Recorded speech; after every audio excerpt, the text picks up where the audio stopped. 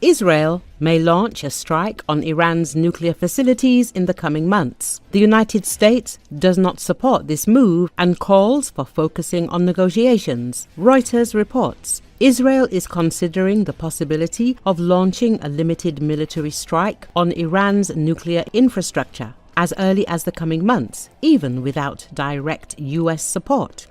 Even though President Donald Trump, during a meeting at the White House, made it clear to Prime Minister Benjamin Netanyahu that Washington currently wants to focus on diplomacy, Israel is preparing several scenarios for military operations, from airstrikes to point special forces actions. According to Reuters sources, such strikes could temporarily slow down Iran's nuclear program. On Saturday, the second round of preliminary negotiations between American and Iranian diplomats on the Iranian nuclear dossier is to take place in Rome. At the same time, Israel believes that the current negotiations may not lead to a real rollback of Iran's program, which is a principled condition for Netanyahu. Meanwhile, Iran has already responded to the possible threat. A security forces representative stated that any strike on Iranian facilities would provoke a harsh and unwavering response. Sources note that against the backdrop of internal political challenges, Netanyahu may be interested in an external conflict as a way of mobilizing the electorate. However, any attack without coordination with the United States could weaken Israel's support on the international stage. Trump emphasized that he does not rule out tougher actions in the future, but is currently not rushing into a military option. I think that Iran has a chance to have a great country and to live happily without death. That's my first option. If there's a second option, I think it would be very bad for Iran, and I think Iran is wanting to talk, said Trump. Recently, Iran rejected the demands of the United States regarding its nuclear program, putting forward its own. This happened during a visit by Trump's Middle East Special Envoy, Steve Witkoff. In particular, Iranian Foreign Minister Abbas Araghchi stated that Tehran does not plan to abandon its nuclear program. For more details, read our material on the topic. At the same time, the negotiation process regarding the nuclear deal continues. This Saturday, the US and Iran will hold a new meeting which will take place in Rome, Italy. The first stage of the negotiations was held on April the 12th.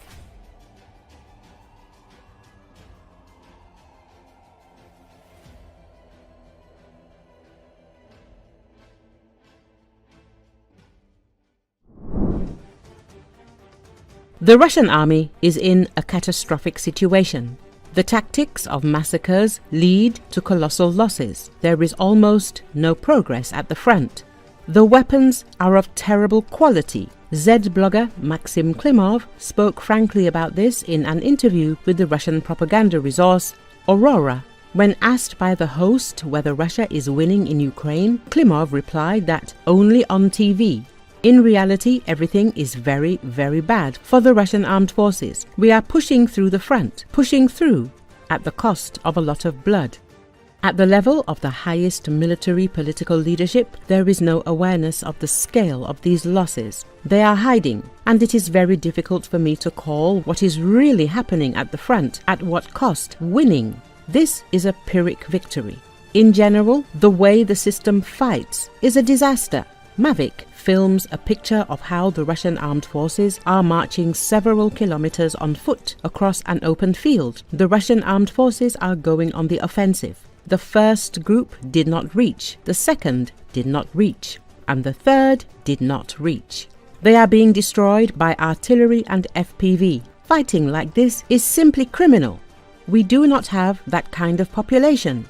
You see people and understand that in a few days, the overwhelming majority will no longer be alive.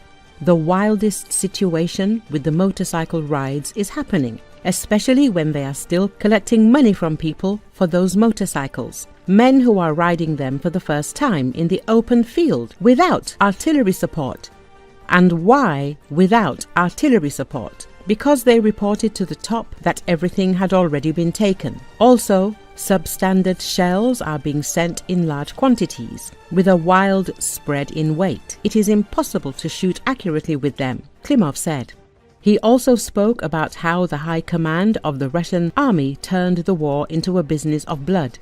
If we start raising the topic of butchers, how salary cards are confiscated from soldiers and reset. People actually died, and money is withdrawn from their cards. Nobody wants to understand these issues. Nobody wants to understand when people die, who witness this, who are trying to counteract this, said the Z Patriot.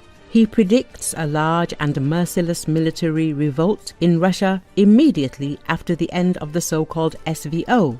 Right now, people are being held back by the war. If a ceasefire suddenly happens, the situation will escalate dramatically. The system will explode. Given what has accumulated in it, Pandora's box is opening there. We have dragged a lot of weapons there behind the tape in the Russian Federation, Klimov said.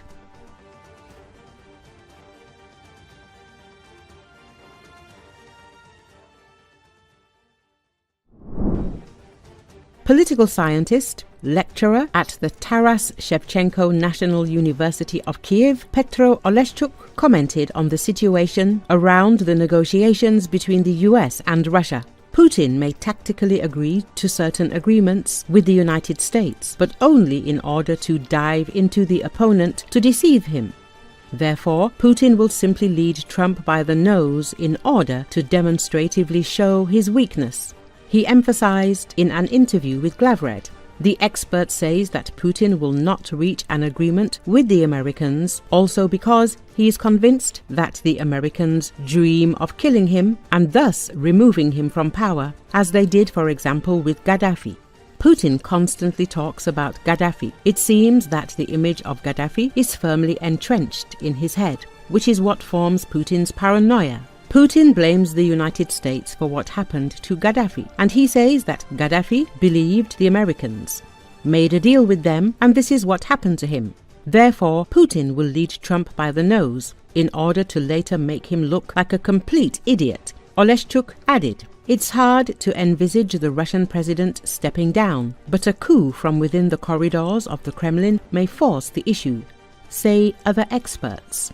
Vladimir Putin is in for the fight of his life. His brutal and ill-conceived war in Ukraine, a personal crusade he has foisted on his country, has left his army mired abroad and an economy reeling under unprecedented Western sanctions at home. For 26 years, he was the one constant of Russian politics. But no wonder people are thinking much more sharply, not only about a Russia after Putin, but how that may be brought about. After all, who would have thought that a country so deeply embedded in the global economic system could so quickly be disconnected from so much of it? That a country with notionally more than £500 billion in its foreign reserves would be debating emergency price regulation for medicines, basic foods and baby products. That a military machine in which Putin has invested so much for so long could stumble and fall as soon as it steps into neighboring Ukraine.